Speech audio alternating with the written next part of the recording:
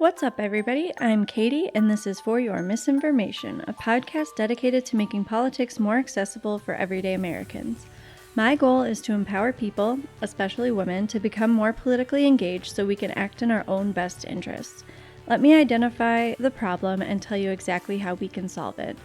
On Mondays, I break down topics like voter suppression, impeachment, and white supremacy, look to the experts in that field, and then talk about the ways we can help the most.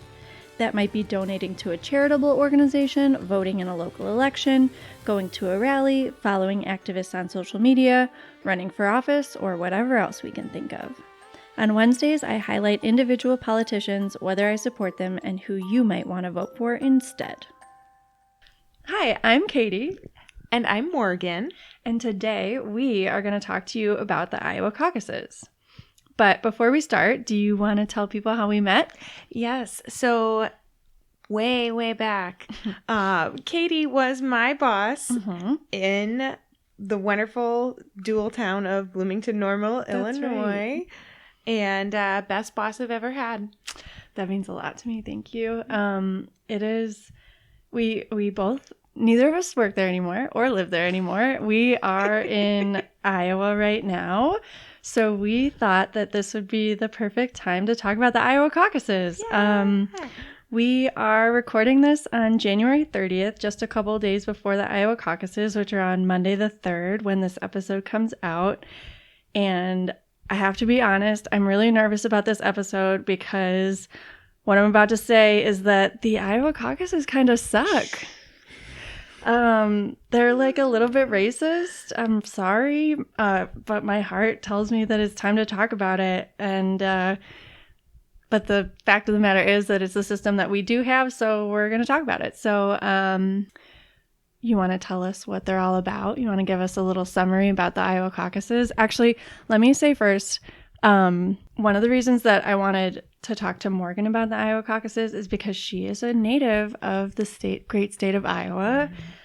She grew up here. She lived in Illinois for a little bit, but she is back in Iowa and she will be caucusing on Monday. So she is like an expert. So we got to listen to what Morgan has to say. So can you tell us a little bit about like what the Iowa Caucuses are all about?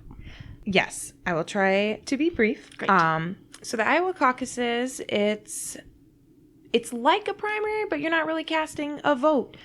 So you, as a registered voter or someone who will register to vote at your site, show up to your site. Generally, it's your local high school gymnasium or library.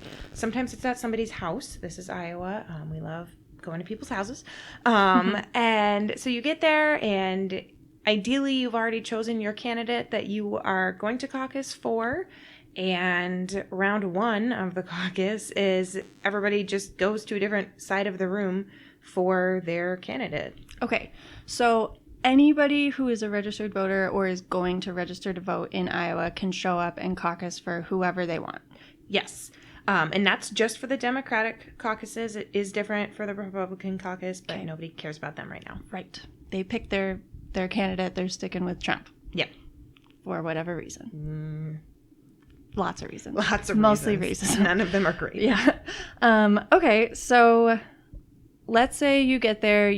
Do you want to share who you're caucusing for on Monday? I am going to caucus for Elizabeth Warren on Monday. Dope. I am very, very excited. We have talked about this before. I am also a huge fan of Elizabeth Warren. I think that you and I have a very similar way of thinking about things.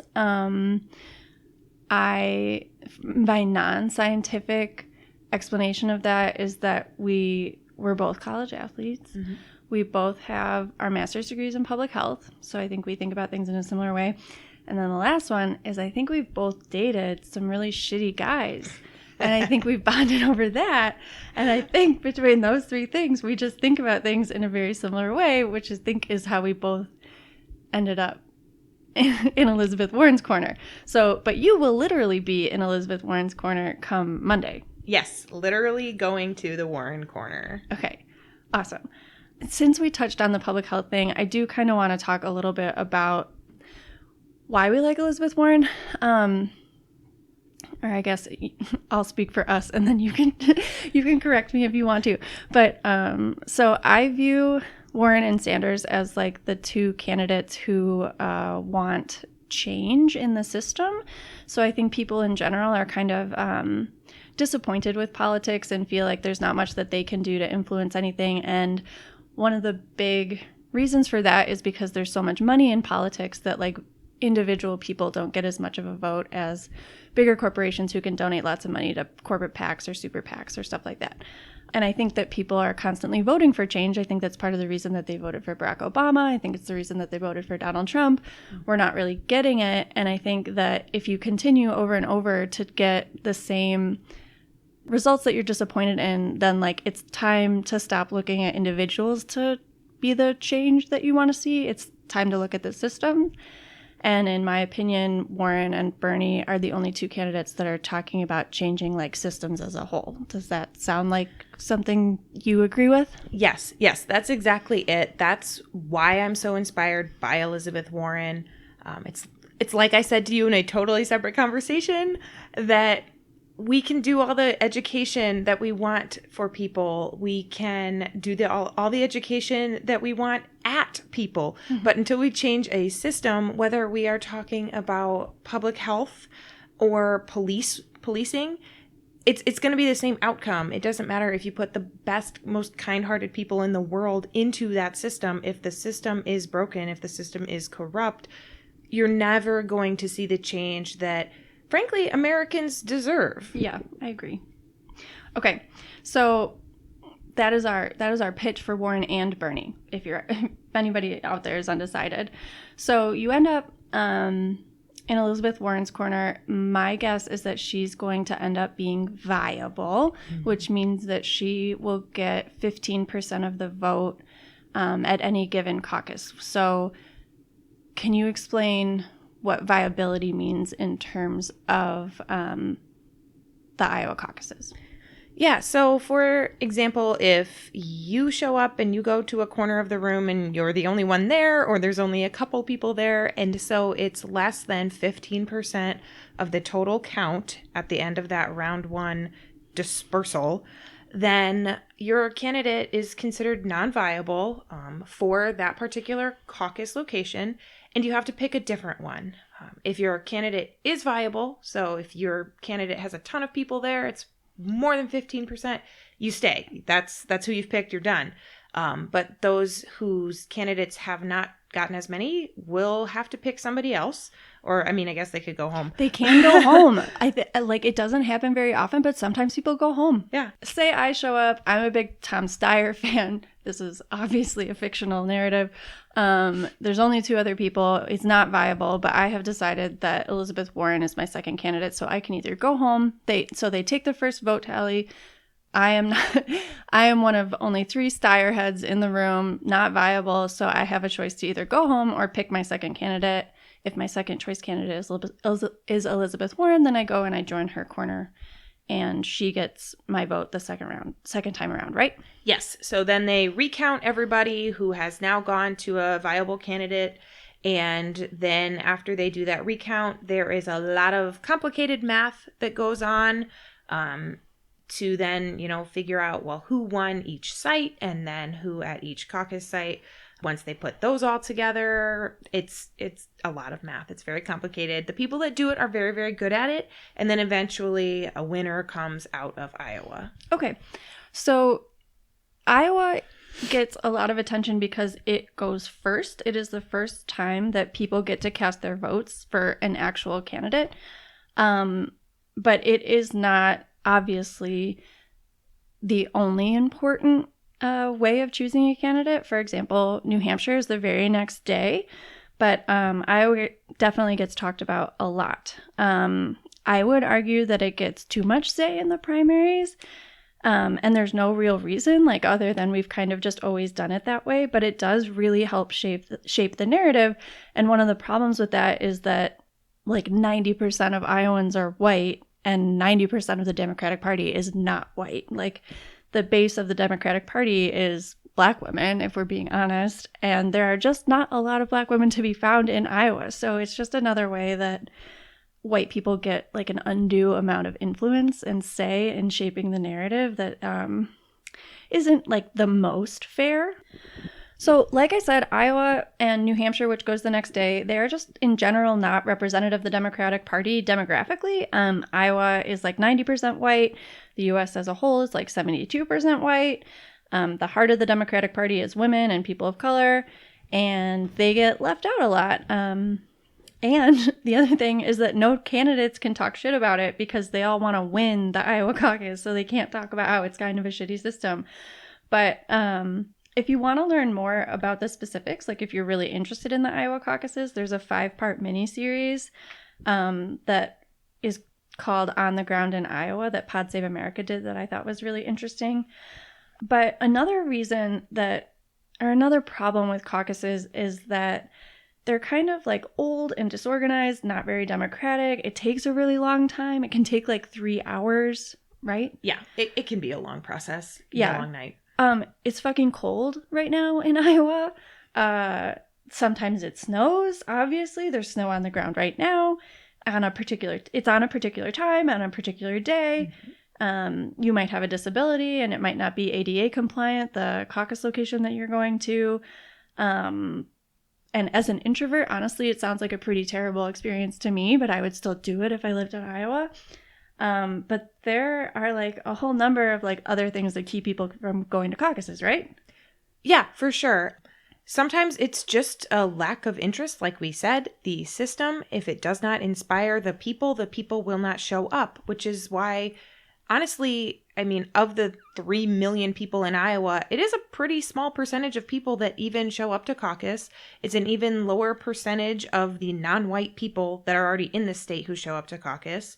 Caregivers are, facing a barrier there. Like, what are you supposed to do with your kids if they don't have a daycare on site? And who are the primarily caregivers? Women. Oh, turns out. Okay, yeah, that checks out. Yeah. So it's a big problem. It's a problem that they are working on addressing, which is great. Mm-hmm. They're having these sites at schools which have gymnasiums, which is a great place for kids to go. All they've got to do is just find some high school kids to come over and, play with them for a little while. So that's great. I'm glad that they're making those strides. However, it still doesn't fix all of the problems. It still doesn't identify what to do for people who have to work and can't make it there because they work an evening shift, or people who are disabled or have an illness or another reason that they can't be there on caucus day. Right. So I wish I had a solution to the Iowa caucuses. I don't right now entirely. But I think the final point that I'd like to make about letting Iowa shape so much of the narrative around who the Democratic nominee should be is, have you seen who Iowa has elected as their senators? It's not great. It's not great. It's not great. It's one Joni Ernst and Chuck Grassley, neither of which I would be proud to call my representatives. Do you want to tell us a little bit about good old Joni Ernst? What can I say about Joni Ernst? That she hasn't already said herself when she opens her mouth and is an embarrassment to the state of Iowa and women in politics. For sure. It's just, from her very first campaign when she ran on this whole, as a girl who grew up on a hog farm castrating pigs, I know how to make them squeal. I'm sorry, you do? You know how to make old white men squeal? Mm-hmm. Well, Chuck Grassley begs to differ. Mm-hmm. So get out or change. That's what she needs to do. Go away or change. Okay, and then do you want to tell us a little bit about your other senator, good old Chuck Grassley?